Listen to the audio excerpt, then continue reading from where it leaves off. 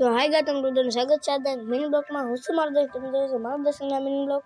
તો બસ પાલીબેટામાં new bike લાવ્યા છે, ન્યૂ તો નહીં સેકન્ડ હેન્ડ લાવ્યા છે, તો એ બતાવી દઈ.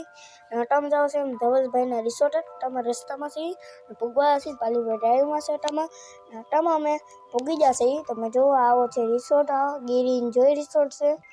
અને જો આવો આ રસ્તો છે, જો નીચે સ્વિમિંગ પુલ છે.